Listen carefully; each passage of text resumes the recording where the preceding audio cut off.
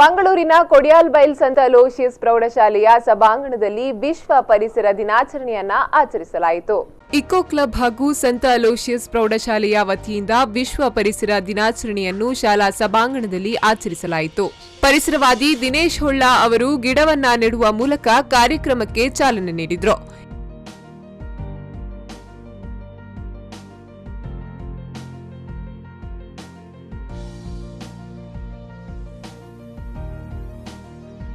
ಈ ವೇಳೆ ಮಾತನಾಡಿದ ಅವರು, ವಿದ್ಯಾರ್ಥಿಗಳು ಪರಿಸರದ ಬಗ್ಗೆ ಕಾಳಜಿ ವಹಿಸಿಕೊಳ್ಳಬೇಕು, ಪರಿಸರವನ್ನ ರಕ್ಷಿಸುವ ಕೆಲಸ ಮಾಡಬೇಕು ಎಂದರು.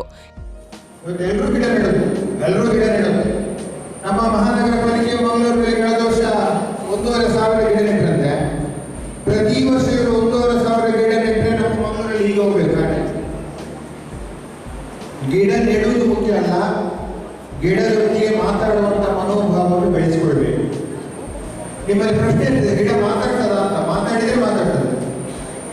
ಮನೆಗೆ ಬಂದಾಗ ನಿಮ್ಮ ಮನೆಯ ಬೇಕು ನಿಮ್ಮ ಕಾಲ ಬಂದು ಏನೋ ಹೌದಲ್ವ? ಮನೆಗೆ ಬಂದಾಗ ನಾಯಿ ನಿಮ್ಮ ಜೊತೆ ಏನೋ ಒಂದು ಹೇಳ್ತಾ ಉಂಟು, ಹೌದಾ? ಅದು ಅದರ ಮಾತು. ಗಿಡದೊಟ್ಟಿಗೆ ಮಾತಾಡಿದ್ರೆ ಗಿಡ ಬೆಳೀತದೆ.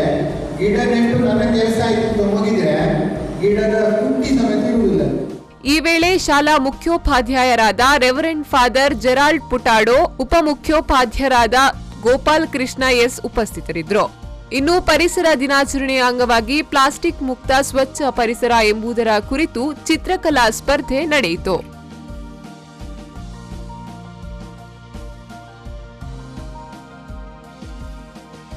ನಾಗೇಶ್ ಕಾವೂರ್, ವಿ4 ನ್ಯೂಸ್ 24/7 ಮಂಗಳೂರು.